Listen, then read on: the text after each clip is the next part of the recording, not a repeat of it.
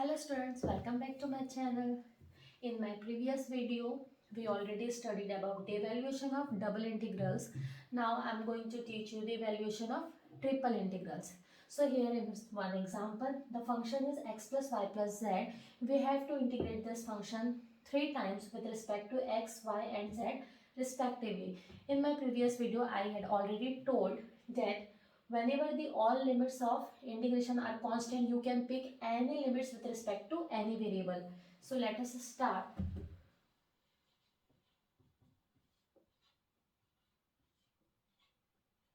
First of all, I am integrating the function x plus y plus z with respect to variable x.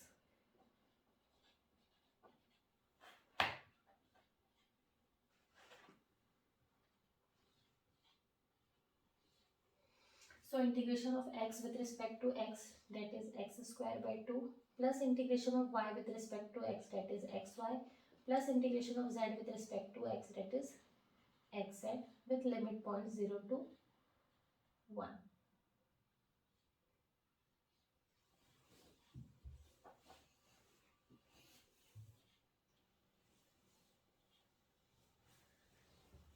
Now we have to do the calculation of upper limit minus lower limit. Here the integration is done with respect to x. So we put this upper limit in place of x only. Upper limit is 1. So 1 by 2 plus y plus z minus lower limit, that is 0. So 0 plus 0 plus 0, that is 0.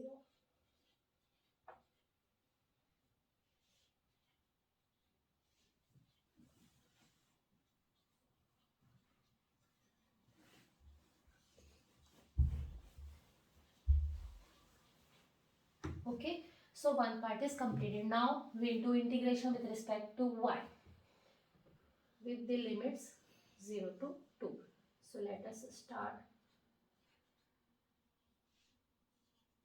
Integration of 1 by 2 with respect to y, that is 1 by 2y, plus integration of y, that is y square by 2, plus integration of z, that is zy, with limits 0 to 2.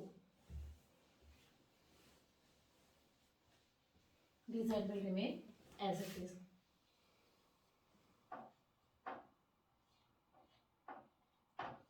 Now we have to do upper limit minus lower limit. Upper limit is 2.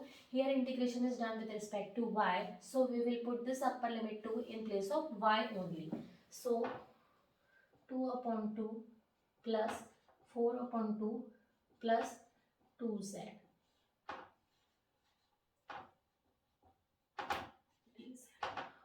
On solving this, we get 0 to 3. 1 plus 2, that is 3 plus 2z with respect to dz. So now we have to integrate this remaining function with respect to z only with the limit points 0 to 3. So integration of 3 with respect to z is 3z plus 2 will remain as it is as a constant, and integration of z with respect to z is z square by 2 with the limit points 0 to 3. Now upper limit minus lower limit calculation, that is 3 into upper limit is 3 plus z square, that is 3 square. This is upper limit minus lower limit, that means 0. So 0 plus 0 is 0. 3 3, that is 9, plus 3 square is 9. 9 plus 9, that is 18. So this is your final answer.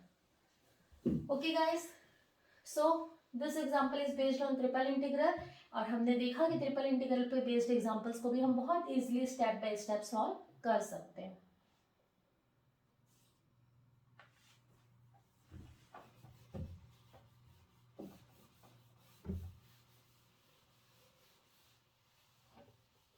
तो इस example में limits of integration पूरे constant थे. तो चलिए एक example और कर लेते हैं जिसमें अगर लिमिट में वेरिएबल प्रेजेंट हो. So let us take one more example. 0 to 1 x square 2x integration of 0 to xy with respect to dx, dy, dz, and we have to prove its value 1/24.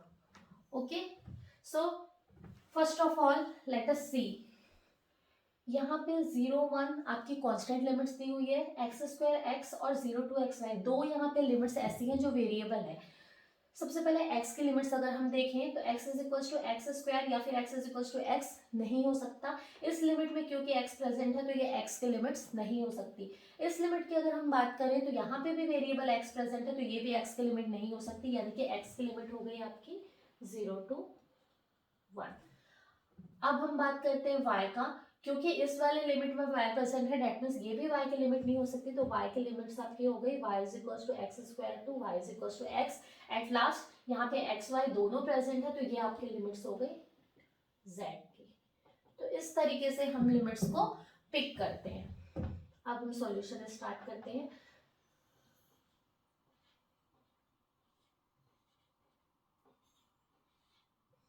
सबसे पहले मैं calculate कर रही हूँ 0 to x Y, किसके limit है ये x Y, Z की, तो मुझे विद रिस्पेक्ट टू जेड करना पड़ेगा, यानी कि d x d y integral के बाहर रहेगा।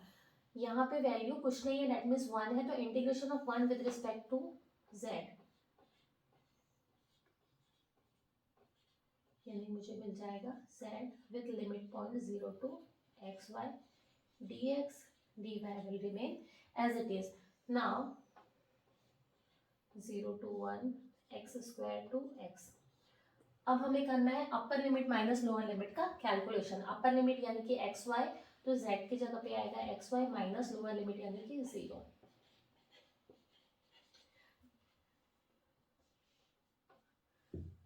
एक्स वाई माइनस 0 यानी कि यहाँ पे ओवरऑल वैल्यू हो गई एक्स वाई।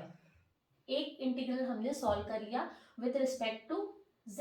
अब हम बढ़ते हैं सेकंड इंटीग्रल की ओर, जिसकी लिमिट पॉइंट्स थे एक्स स्क्वायर से लेकर x तक, यानी कि ये y के लिमिट पॉइंट्स थे। तो अब हम इसको इंटीग्रेट करते हैं। 0 to 1 will remain as it is. अब हम इंटीग्रेट कर रहे हैं एक्स स्क्वायर से x, फंक्शन हमारे पास क्या बचा है, सिर्फ एक्स वाई, और ये किसके रिस्पेक्ट में हो रहा है, डी वाई के, D X will remain as it is. So integration of X Y with respect to D Y, 0 to 1 integration of X Y, X will remain as it is, Y का हो जाएगा Y square by 2, okay, with limit points X square to X, D X will remain as it is.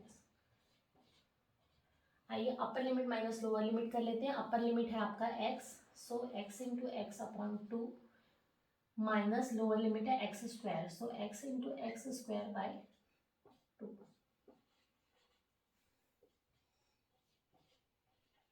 ये हो गया X square by 2 minus x cube by 2। 1/2 constant हम बाहर ले सकते हैं और हम डायरेक्ट यहाँ पे अब इंटीग्रेट करते हैं x square minus x cube का विद रिस्पेक्ट टू एक्स। तो एक्स स्क्वायर का हो जाएगा x cube by 3 minus x cube का हो जाएगा x to the power of 4/4 with limit points 0 to 1।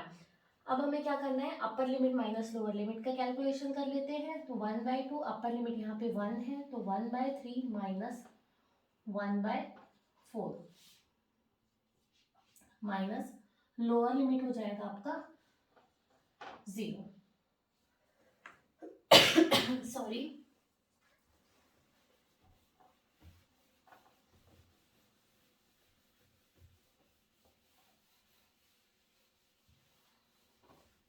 Okay, तो वैल्यू हो गया 1/2, 1/3 माइनस 1/4, डेट मीन्स हो जाएगा 1/12 माइनस 0, यानी कि ओवरऑल वैल्यू आ गई 1/2 into 1/12 which is equals to 1/24।